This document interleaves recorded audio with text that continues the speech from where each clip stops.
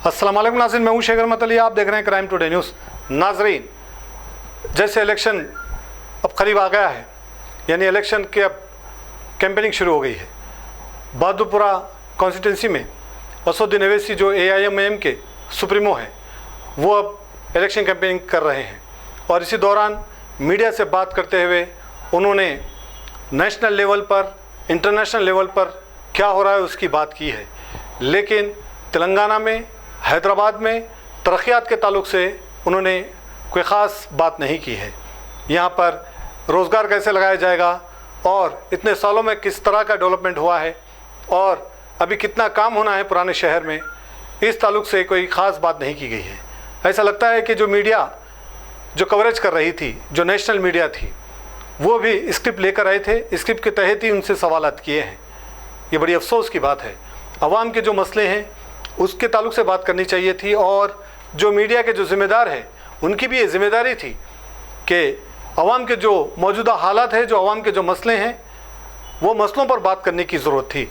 लेकिन अफसोस की बात यह है कि सिर्फ नेशनल और इंटरनेशनल लेवल पर बात की गई और एक दो सवाल तेलंगाना के ताल्लुक से किए गए, लेकिन वो भी कोई ख़ास सवालात नहीं थे जिससे हम ये कह सकेंगे कि हैदराबाद के अवाम को आगे चलकर अगर असदुद्दीन ओवैसी फिर से कामयाब होते हैं तो क्या करेंगे और किस तरह से इतने सालों में कितना डेवलपमेंट लाए, इस ताल्लुक से कोई बात नहीं हुई है। बहरहाल हम उम्मीद करते हैं कि कोई भी MP लोकसभा के लिए तो सबसे पहले वो आवाम के मसलों के ताल्लुक से बात करे, आवाम के लिए बात करे कि वो आगे चलकर किस तरह के कामों को अंजाम देंगे, ये बहुत ज़रूरी है। देखते हैं सुपर।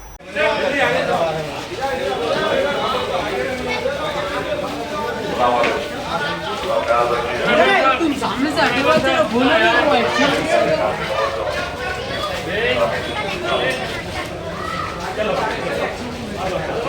मैं सरोजिन ओवैसी आप तमाम अहलिया ने महिला से अपील करने आया हूँ, 13 मई को मजलिस कोर्ट देकर कामयाब करिए। वतन का निशान है CAA काले कानून के खिलाफ मजलिस कोर्ट देकर कामयाब करिए।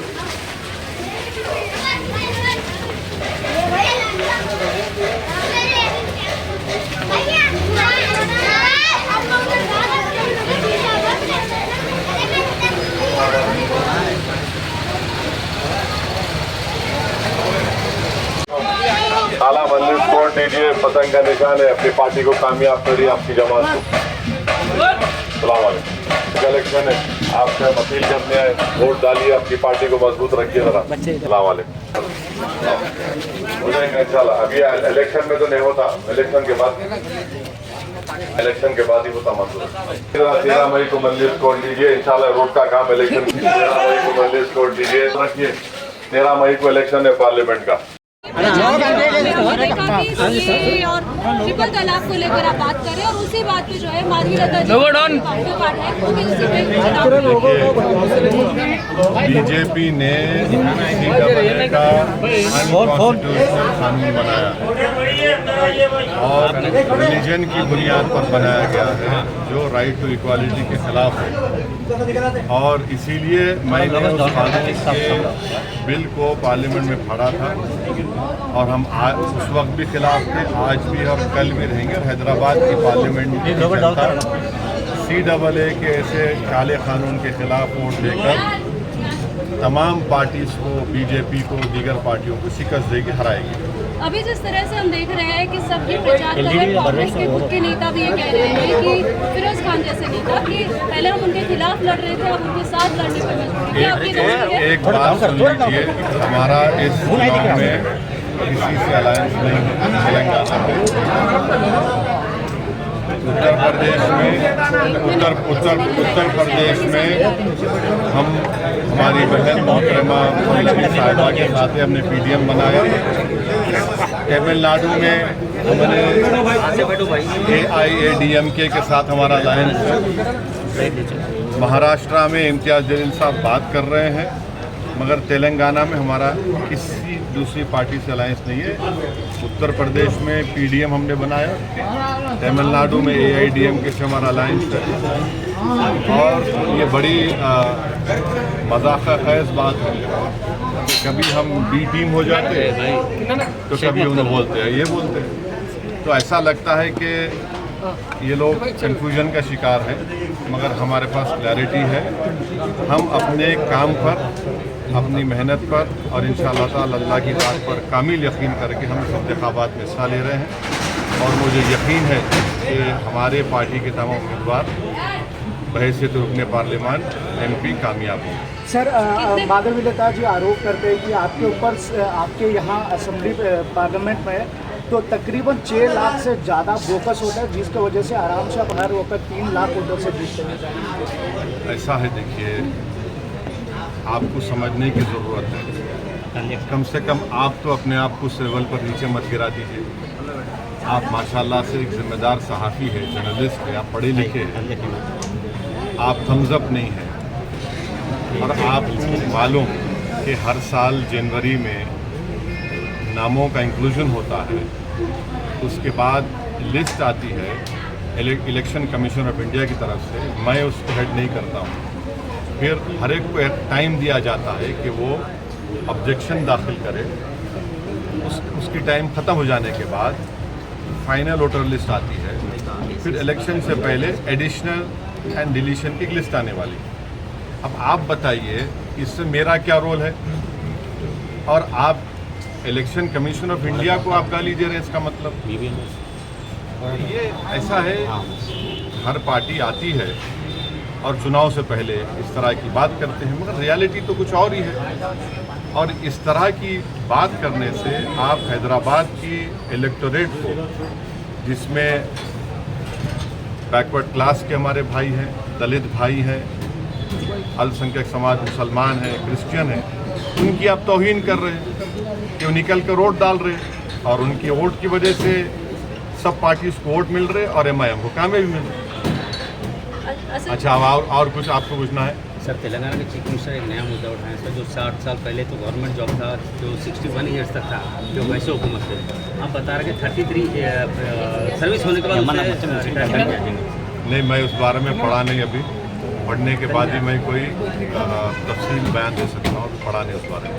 सर ये एक मिनट, अब बीजेपी जो कैंडिडेट है वो आपके लिबास को लेकर कमेंट्स कर रहे हैं। वो दाढ़ी रखते हैं, मूछ निकालते हैं, कुर्ता ऊंचा पैजामा पहनते हैं, कोई मुसलमान नहीं इससे बनते। मुसलमान की आइडेंटिटी वो तो कर रहे हैं। इस पर क्या कहें? ऐसा ही है ना, वो नरेंद्र मोदी ने भी कहा था कि लिबास देखकर पहचाने, उनका भाषण है। तो लिबास से नफरत है, मेरी दाढ़ी से नफरत है, टोपी से नफरत है, हिजाब से नफरत है, मेरे खाने से नफरत है, तो आपको मेरी वजूद से नफरत है। मगर हैदराबाद की आवाम नफरत को कामयाब नहीं करेगी, मोहब्बत को कामयाब करेगी। और जो लोग हमारी दाढ़ी के, हमारी टोपी के, हमारे हिजाब के, हमारी शनाख्त के, हमारे वजूद के ख़िलाफ़ है, जमहूरी तरीके से उनको एक बदतरीन शिकस्त देगी इंशाअल्लाह। सर, आप हैदराबाद कॉन्स्टिट्यूंसी के बाहुबली माने जाते हैं, तो आपके कौन, हिसाब से क्या मतलब आपका उसका? मतलब यहाँ पे नहीं, नहीं, उसका मतलब क्या है वो बोलो आप लगातार यहाँ से जीतते आ तो रहे हैं। आप ये बोलिए, लोकप्रिय बोलिए, लोकप्रिय है यहाँ पे। आप बोलिए, लोगों को हम आवाम हमारे पसंद करती है, हमारे ये लफ्ज़ इस्तेमाल मत करिए हमारे बारे में। हाँ, थैंक यू। सर, आप ऑपोजिशन किसको मानते हैं सर आपके खिलाफ जो यहाँ पे? देखिए, इलेक्शन जब आप लड़ते हैं, आपके खिलाफ जो भी कैंडिडेट रहता है, आप उनके खिलाफ इलेक्शन लड़ते हैं और आपको जीतना है। तो जितने भी मद्दे मुकाबिल आएंगे, हम उनके खिलाफ इलेक्शन लड़ेंगे। अब जाहिर है मैदान में बीजेपी भी है, कांग्रेस भी है, BRS भी है, दीगर और छोटी बीजेपी और ये सब लोग आ जाएंगे। तो हैदराबाद की आवाम ने हमेशा से यूनाइटेड तरीके से, मुत्तहदा तौर पर मंजलिस को कामयाब किया है और इंशाल्लाह अब की बार मंजलिस को कामयाब करेंगे।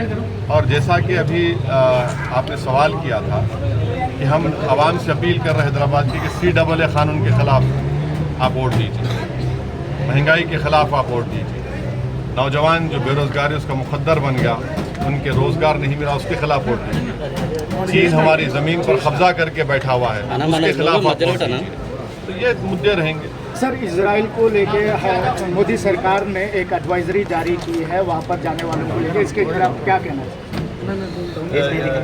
इजराइल के ताल्लुक से मैं आपको बताना चाहूँगा कि एक मिनट, गवर्नमेंट ऑफ इंडिया ने खुद गवर्नमेंट ऑफ इजराइल से और गवर्नमेंट ऑफ इंडिया जो है मिलकर उन्होंने एक एग्रीमेंट साइन किया नरेंद्र मोदी ने और इजराइल के प्राइम मिनिस्टर के साथ, और उन्होंने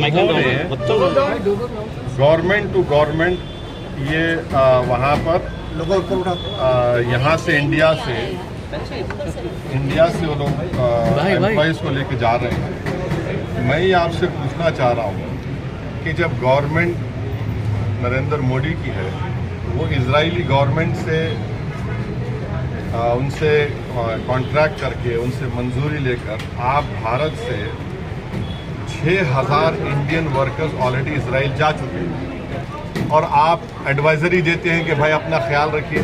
आप 6,000 भारत के नागरिकों को मौत के मुंह में भेजकर आप एडवाइजरी दे रहे हैं। ये किस तरह की इंसानियत है नरेंद्र मोदी सरकार की? आप फौरन नरेंद्र मोदी उन 6,000 भारत के सिटीजन्स को वापस बुलाइए। इजराइल की हुकूमत फ़लस्तीनियों के ख़िलाफ़ एक जेनोसाइड कर रही है। 30,000 लोग मारे गए। दुनिया में किसी भी वॉर में इतने बच्चे नहीं मारे गए जो मासूम 12, 14, 15,000 बच्चे मर गए वहाँ पर। और इजराइल जुल्म कर रहा है इंटरनेशनल कोर्ट ऑफ जस्टिस में, उसको वो जेनोसाइड कर रहा है। यूएन की रिपोर्ट है। तो हम भारत के प्रधानमंत्री से ये डिमांड करते हैं कि आप की गवर्नमेंट, इजराइल की गवर्नमेंट से मिलकर 6,000 भारतीय नागरिकों को आपने भिजाया। क्यों भिजाया? फ़ौरन उनको बुलाइए वापस आप, और किसी को मत भिजाइए। वहाँ उनको आप मौत के कुएं में भेज रहे हैं, उनको आप, उनकी जान को खतरा है। तो ये कैसे सरकार खुद फैसिलिटेट करके भिजा रही है और एडवाइजरी दे रही है? सर, मणिपुर, लद्दाख और चाइना बॉर्डर को लेकर आपने एक सवाल किया है, ट्वीट किया है, और आपने बोला है कि बॉर्डर पे, टेरिटरी पे कितना तक पैट्रोलिंग हो पा रहा है, तो इसको लेकर क्या कहना है? देखिए, आप लोग जानते हैं, आप लोग बड़े बाशऊर लोग हैं। खुद लेह का एसपी जो है, लेह के पुलिस से डीजीपी कॉन्फ्रेंस में कहा कि 26 पेट्रोलिंग पॉइंट्स पर हम पेट्रोल नहीं कर पा रहे। कितना झूठ बोलेंगे ये लोग? कहाँ गई इनकी इज्जत नफ्स? कहाँ गए उनका भारत से मोहब्बत? झूठ पे झूठ बोल रहे हैं। लेह का एसपी झूठ बोल रहा है तो उसको सस्पेंड करिए। फिर आप डीजीपी कॉन्फ्रेंस में कह रही है कि 26 पेट्रोलिंग पॉइंट पे हम नहीं जा सक रहे। 2000 स्क्वायर किलोमीटर डेप्सांग डेमचाक पे चीन कब्जा करके बैठा हुआ है और आप चीन के खिलाफ नरम रवैया अख्तियार कर रहे हैं। हो गया सर, कॉन्स्टिट्यूंसी के अंदर डेवलपमेंट के फैक्टर पे बात करें तो लास्ट टाइम बीआरएस की सरकार थी, उन्होंने अच्छे खासा मास्टर प्लान्स लेके आए थे। तो आपको क्या लगता है कि वो प्लान्स कांग्रेस सरकार कंटिन्यू करेगी या बेहतर प्लान लेके आएगी? ये इंशाअल्लाह ताला, जहाँ तक डेवलपमेंट की बात है, हम डेवलपमेंट कराते आए हैं और करवाते रहेंगे।